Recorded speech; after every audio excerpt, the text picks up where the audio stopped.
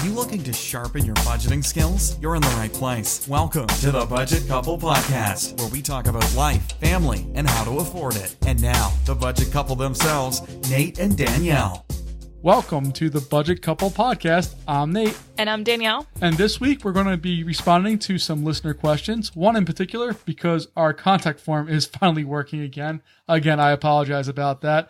But if you didn't listen to our last little mini update, the contact form on our website has been broken and we don't know for how long. So if you sent us an email and we did not get back to you, that's probably what happened.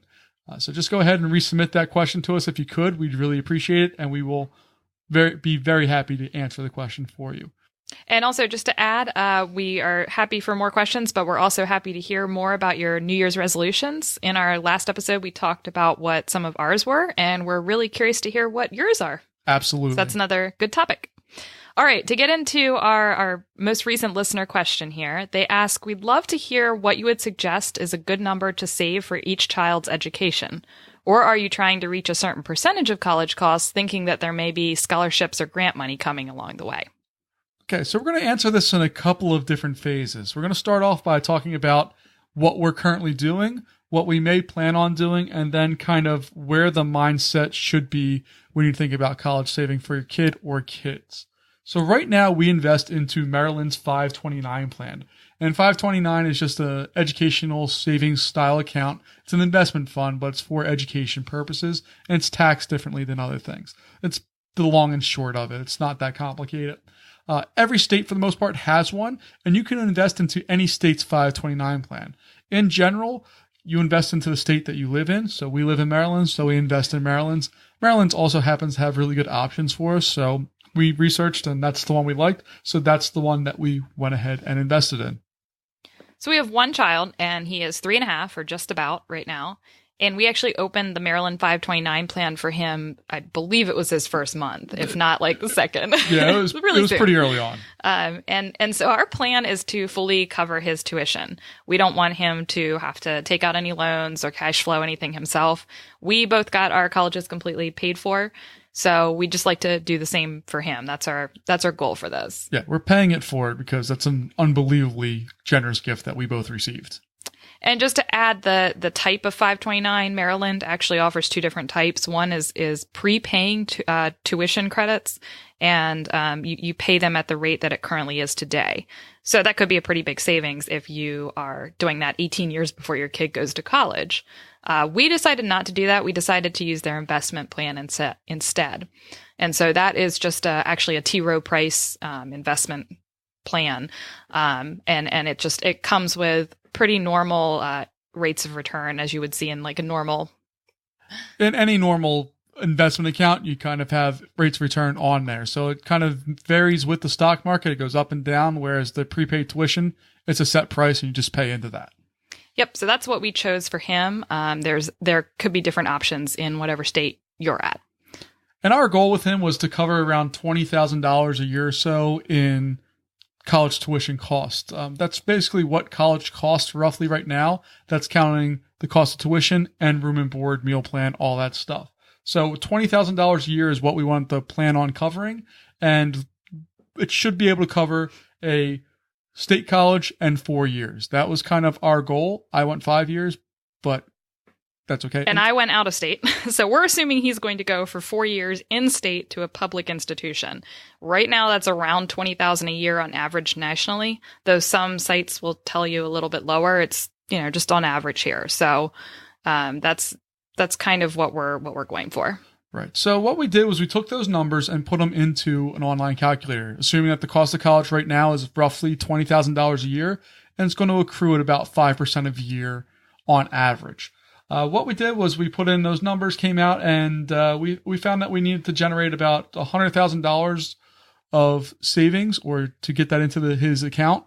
Roughly about $100,000 is what we need. And in order to do that, we need to invest about $250 a month into his 529 plan. So the total expected cost of his college, and he's starting in roughly around 15 years from now. We did a lot of calculators online when we were trying to figure out the best number. And given the rate of inflation for colleges, the expected rate of, how quickly they're going to grow in expense, is anywhere between $175,000 and $200,000. So that's what calculators were telling us a 4-year in-state public school would cost him in, at that point when we were looking 18 years from that date. Yeah. So these calculators are assuming in 15 years an in-state tuition and room and board is going to be about $50 grand a year, $25,000 a semester. I think we're both of the belief that that's not a doable thing. When we were originally coming up with our numbers and going through stuff, we kind of assumed, and there's going to be a lot of assumptions we make in what we do here because number one, we don't know if he's going to college. Number two, we don't know if he's going in-state, if he's going 4 years. There's a lot of unknowns and it's hard to plan for that. So we're just trying to go for what our local university costs and kind of going from there. But we're both of the belief that if a 4-year in-state tuition is $50,000 a year, college is not going to look the way it does now. So college really needs to reshape how it's funded and what's going on. This is not political or anything like that. It's just a numbers and cents type of thing. Where there's not going to be very many people that can afford $200,000 for their kid to go to a 4-year in-state public school. It's just, that's the reality. And taking out loans isn't also going to be an option for a lot of people because that's just an insanely high amount of money you get enormous benefits for it, but it's a lot of money to either go into debt for or to try to save up for. So we're both of the belief that that's not going to be a real option for us down the road or for anybody because that just is not a sustainable system for the college kind of setup. So we're hoping that college kind of gets a little cheaper. That may or may not be true. It's probably not. But we're hoping that something gets figured out here in the next decade and a half where college tuition slows down and slows its roll a little bit. So if that doesn't happen, then we are short by quite a bit. Our goal is to get to that around 100K. And so we're about half off. Yeah. If it does reach 200K, then we're $100,000 off. And that is really scary. Now we do assume or hope, we're trying for this, that our house will be fully paid off by the time he gets into college. And I have no doubts that will happen. We've been paying on our house traditionally, roughly what a 15-year mortgage would be. A little over that, actually. We took out the second mortgage, which slowed us down for a bit. But in 15 years, I'm like 95% confident that our mortgage will be done. And then that extra cash flow that we have could go to his college if we needed it to. So that's what we're hoping. We're hoping we'd be able to cash flow it, but we are also very much hoping that it doesn't rise to that $200,000 level. With all that said, we are considering upping our contribution. And that's one thing you do need to be cognizant of is that you don't have to contribute the same amount every month. It can be kind of ebb and flow and you can increase it. So increasing when they're younger makes more sense because it has more chance to grow. But whatever that number is, you can increase it or decrease it depending on your needs and your family's ability to pay. Yeah, you don't have to start with, $500 a month or whatever. You don't have to start with $250. We did because we were able to, and it just seemed like a good number it was to a start number with. We almost pulled out of thin air, but didn't quite pull it out of thin air. There was some thought behind it, but when you have a new kid, your thought process is not exactly the best, and that's just the number we came up with. Yeah, but if you can only do 50 a month, do it. Start it out. At least open that 529 or open that, savings account or whatever it may be and start putting money into it. And then if you can up it as you go along, do that. So, it's just starting slow and just getting started is the key here. Yeah, and we very much highly recommend going onto the online calculators. College Board has one. Bankrate has a really good one. And there's a bunch of other out there. Don't use Fidelity's one. That's the only terrible one out there. It just does basically straight multiplication, which is not how this works. But everything else is fine. And just go on, put some numbers in, and run them through. I particularly like the Bankrate one just because it has options for multiple kids. So you can see what you need to save for each kid. You can put their ages in and really get an idea of what each specific kid needs to have in their account in order to get to the goal that you want to have. But really, it's just trying to get an idea and wrap your head around the numbers so you can see exactly what works for your family. Just a caution on the calculators. Some of them have some slightly hidden extra items that are just defaulted or like assumptions, and you might want to click on them and just basically put in what numbers would make most sense for your family. So they might be defaulted to something that doesn't really work for you. I know we were looking at one, and it was defaulting a certain amount that you were assuming was going to be taken care of by scholarships, and we don't want to make the assumption that he's going to get any scholarships. So we got rid of that. He's not capable of it. It's just that you'd never know if that's an option. So it's better to plan for worst case scenario and come out ahead, as opposed to plan for best case scenario and come out behind. And so, you asked for a specific number, what's that good sweet spot? And, we talked about our reasoning, and it, probably doesn't sound too exacting, but because it can't be. Yeah, it really can't be. And I would say that it's not maybe about a specific number, but more about what your goals are. So our goal was to pay for a 4-year in-state public school and completely cash flow it without having to take out any loans. So maybe that's not everyone's goal, though. So maybe it's the fact that you're splitting 50% with your kid. You're going to say, you take care of 50%, we'll take care of 50%. That's going to change your numbers, and you need to obviously account for that. Or maybe you are a little more of a risk taker and you feel confident holding out hope for some scholarships and grants, and you're comfortable putting 25% of it towards that you know that's going to be taken care of. So, it depends on your goals and how much risk you're willing to take. So you have to kind of think about what works for your family.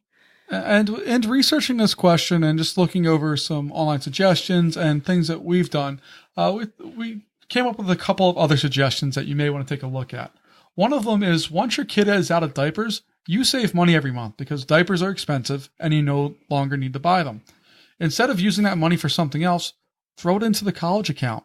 That $20, $30, $40, $50 a month adds up big time over the kid's lifetime. So that's an easy way to take something that you're already spending money on, that you already had budgeted, and put it towards another useful goal. And that could be things like daycare too. Maybe your kid goes to school and you're saving a boatload of money because you don't have daycare costs anymore.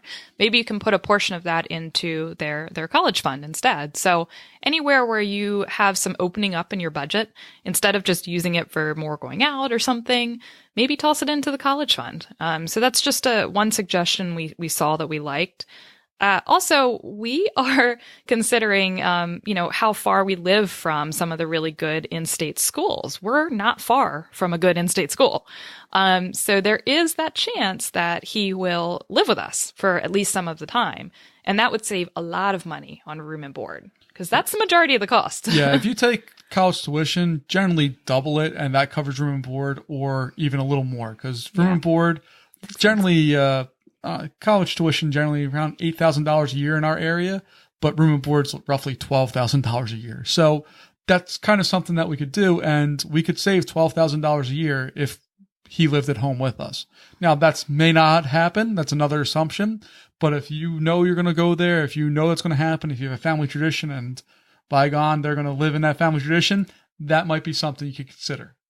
So, it's just something to think about. You maybe shouldn't rely on that, but it's in the backs of our heads, I know. So, those are just some suggestions, but in general, it really is just a, family decision. And you have to think through, use those calculators, think through what your goals are, and come up with the number you're comfortable with. And I also will say, and we've always touted this, if you're in debt, if you have a ton of credit card debt or something, you need to be tackling that debt. Absolutely. Before you're putting towards college or retirement or anything like that. You don't want to be paying 25% interest on a credit card while trying to put money towards your kid's college. You're losing out on that deal. So 100%. That's just a qualifying thing there. But I do want to thank you for bringing that question to us, because it actually has made us sit down and think about it a little more, which we haven't done in 3.5 years. No, it's really just been on autopilot. It's on an auto withdrawal, and we just kind of let it go. We're going to have to readjust that because the numbers have changed a little bit, and we may want to look at some things. So as we kind of edge ever closer towards college, which is still very, very far away, he's still a little boy and we love him very much. As that kind of starts coming closer and closer, we are going to have to readjust those numbers and reevaluate what we're doing, and if what we're doing is going to make sense for him and us. Yeah, I think, Nate was right that we talked about it before he was born, but even when you're pregnant and you're thinking through these things, your mind can get a little clouded and crazy. Soupy is the word I like to call it.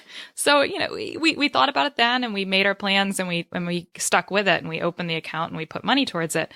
But having kind of some time to really sit down and think through it again with clear minds actually helped us. And we do think we might up it, from $250 to maybe $300 or $350 a month. So, right. Yeah. It's a relatively small addition, but it will help us in the long run. And that's what we're looking for. And luckily we're able to do that. So I think that's going to wrap it up for this episode. Again, if you have questions, please go to our website at budgetcouple.com. And then the contact form is working now, so you can submit a question. We have a couple other in the pipeline, so please just get them to us and we will get back to you as quickly as possible. And as always, you can leave reviews for us on Apple Podcasts or your podcast player of choice. The best way to spread the word about it is to tell somebody. Word of mouth is the best way to tell people about the show and help grow the show and get more questions. So we appreciate your time, and thanks so much for listening. Thanks a lot. Bye. Thank you so much for listening to this episode of the Budget Couple Podcast with your hosts, Nate and Danielle. For more great content and to stay up to date, visit budgetcouple.com. Make sure to check out the next episode of the Budget Couple Podcast, where we'll talk more about life, family, and how to afford it. We'll catch you next time.